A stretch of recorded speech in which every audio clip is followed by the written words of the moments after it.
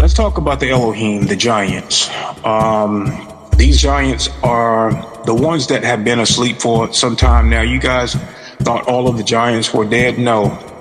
These giants are 14 to 16 feet tall. There are some that are about 10 feet tall. And these are the ones that are described back in the biblical days. They have the original history.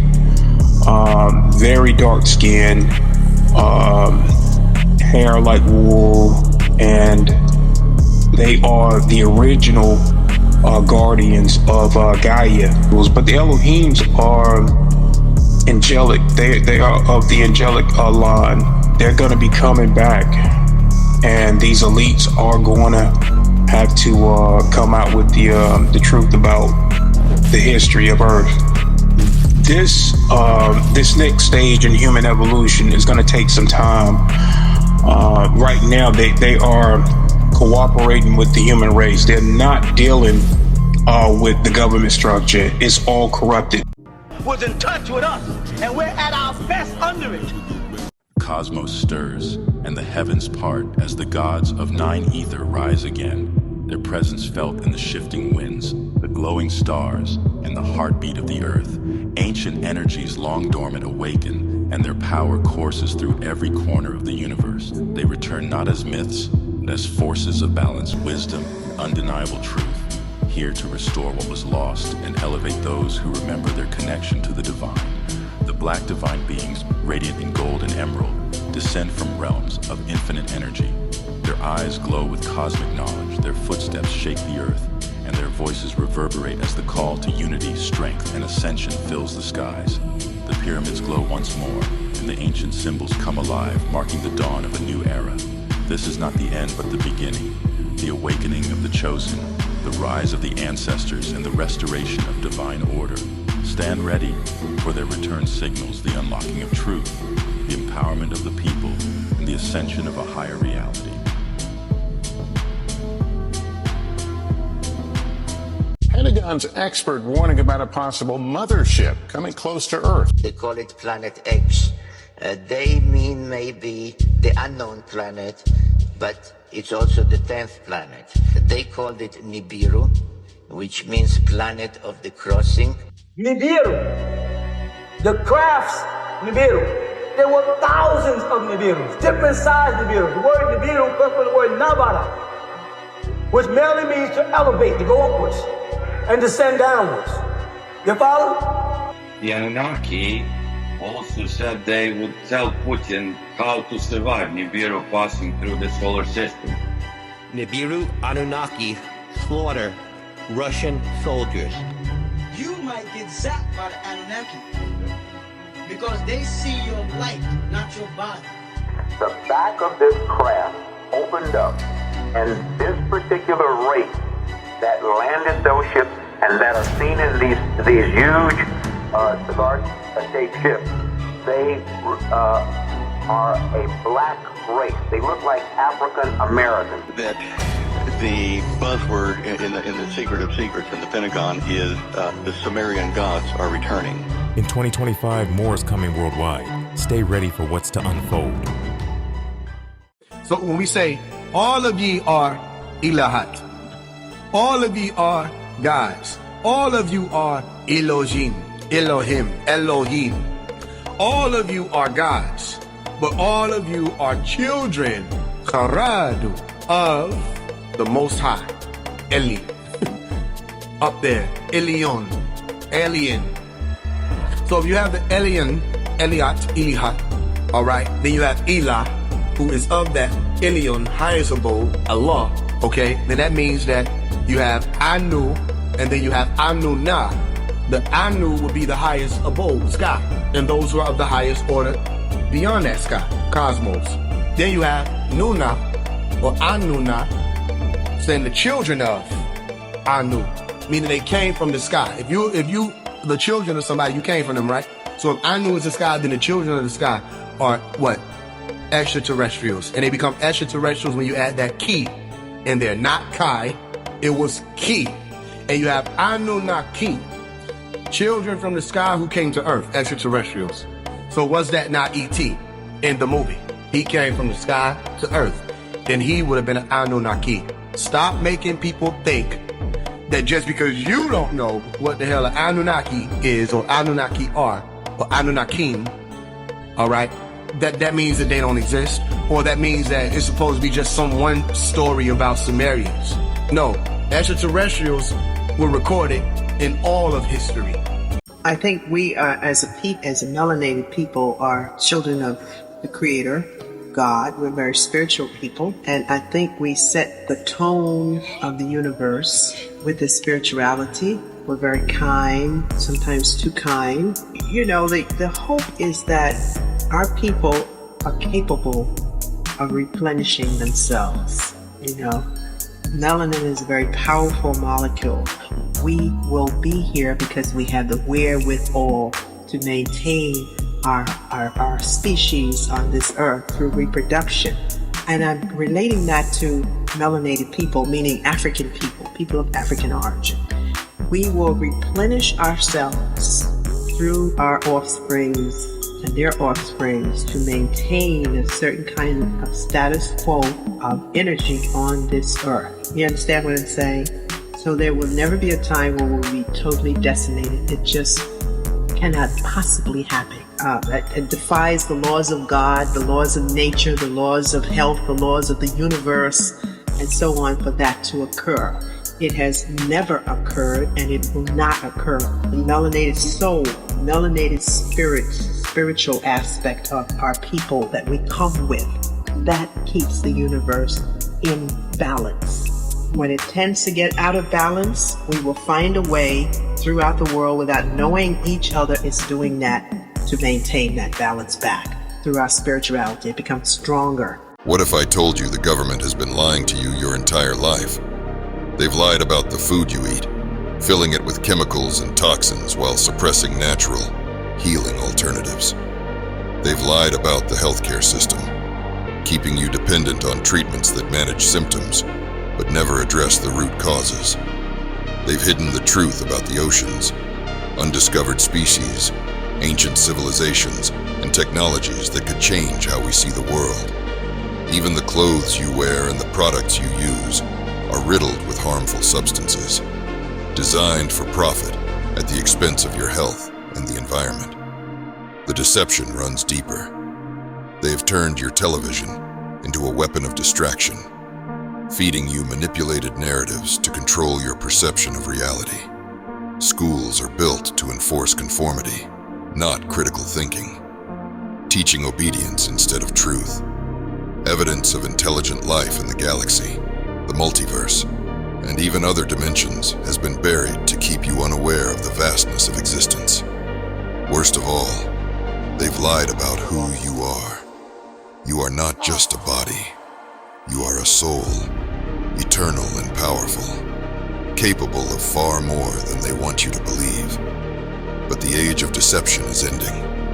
The truth is surfacing, and a new era is on the horizon. Welcome to the greatest shift in our story. Be aware. Be awake. Time is about to become new. Alright, what's that? What's that? Do you believe in the 9 ether beings? Sharks don't ever go down. Non who? The 9 ether beings. Ether? The 9 ether what? With the completion of all gases and plasmas of the cosmos in unison, this is the 9 ether. So some 9 etheric bodies in the cosmos are like, you know, your stars and, you know, your nebulas and stuff like that. So with all that being said, for consciousness to take place, you need gas and plasma energy. Now, who in specific are the 9 ether beings for real? We are the originators of this planet. We are the first to walk the lands. We are the only ones really that can tap into the frequency of the sun completely and be fine. We grow from the sun, we thrive with it just like a plant, right? We don't burn from it because we made the sun. We come from the sun. We are 9 etheric beings. The sun has a black body that emits white light. So the body of this 9 ether is black, that emits the white light. The photonic energy is white light, but within that is the dark matter energy. So this black body within the sun emits itself on the planet. Our materialization comes from the planet, but our soul, our conscious energy, our actual true self behind the flesh, come from the sun. And we come from the cosmos directly. We have a direct lineage to the cosmos. We are eternal. We are the before and the after. We are the end. No, we are the beginning and the end. Another thing she said that I thought was kind of interesting, because a lot of contactees don't really bring this up a lot, and she did. But a lot of she talked about how she went to a planet. This was another planet that had a lot of black people on it, and this black race had a very, very complex, very intriguing, very complex, like monorail system. And she said that there were people on this train-like system.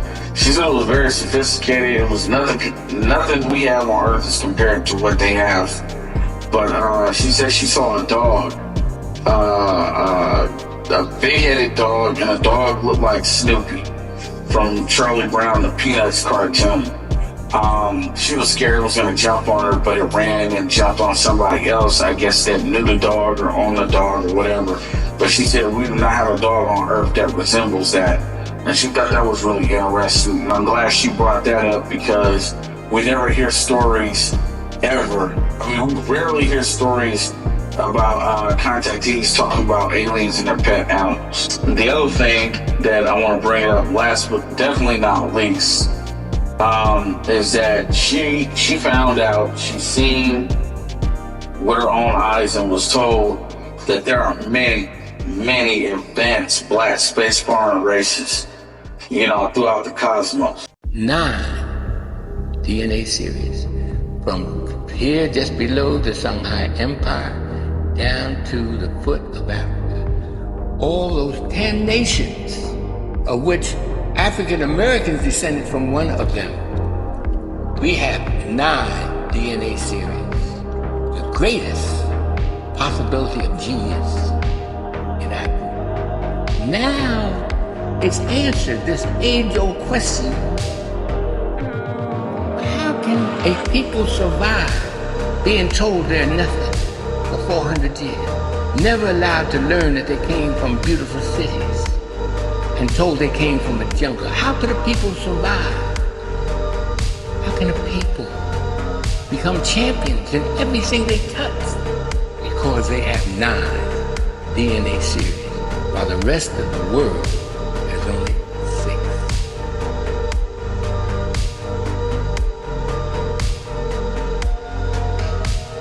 An average person would think, what's the conspiracy to hide a black alien? Is it that serious? They'd be like, man, y'all looking a little too deep into it. Like, I'm hearing different people say the same thing. Like, no, y'all don't know. They really don't want us to know about any black extraterrestrials. And they don't want to ever let you know. When I was telling people I had contact with the Andromedans, who had very coily hair, twists, and looked like melanated women, like almost Amazonian, that were from the Americas originally before the shift. They do not want to hear that. They do not want people talking about it. And the government is controlling all of those conferences at the top. But because of who I'm in contact with, there will never be a relationship with a lot of these groups, because they do not want people knowing. What if you mistreated brown people for so long, and then you had to accept that there could one day be a melanated people that come down here and make you accountable for your nefarious behavior towards certain people? It would probably frighten you. So they would prefer to preserve that aspect of truth and make sure most of the beings that are coming here bipedal, they're melanated. Most of them. You could not travel intergalactically unless you had melanin. That's why ships can't even go out of the atmosphere without spraying with a form of melanin. Melanation is required. You would have to have a melanin content to travel through time and space. I am deeply aligned with the green energy of my heart chakra, the sacred center of love, healing, and harmony within me. This vibrant force connects me to the earth, the cosmos, and the timeless wisdom of my ancestors, who guide me with strength and grace. I honor my rich, ebony essence as a divine gift, a bridge between the physical and spiritual realms, amplifying my connection to light, sound, and the universal vibrations of balance and abundance. Through my heart chakra, I embody compassion, transforming every challenge into an opportunity for growth. and every wound into a wellspring of wisdom. My heart radiates forgiveness, courage, and resilience, grounding me in the truth of who I am and my infinite potential to create and thrive. I am one with the rhythms of the earth, nourished by its life force and empowered by the rich legacy of my people. With every breath, I release all that no longer serves me and embrace profound healing. With every heartbeat, I expand in love, unity, and divine purpose. I am the living manifestation of my ancestors' dreams, a vessel of cosmic energy, and a guardian of harmony and light. The green glow of my heart shines brighter each day, illuminating my path and inspiring those around me to awaken to their own strength. I am love. I am healing. I am balance. I am abundance. I am infinite. I am divine. I am all. We are each an expression of God's divinity. We're collectively all a part of source energy, and we're all manifestations of that life force in our separate incantations. As these individuals out here in this world, we all have this divine purpose that is within us and resonating through us from source, from God, from our creator, whatever you call it. But we cannot manifest on this earth, on this particular plane, without coming through a pre-existing bloodline. That being said, this is where the ancestors come in. As our highest selves, we choose a certain incarnation for whatever lessons it is or karma we're carrying that we need to resolve, lessons we'd like to learn in order for our soul to experience a human evolution. Okay?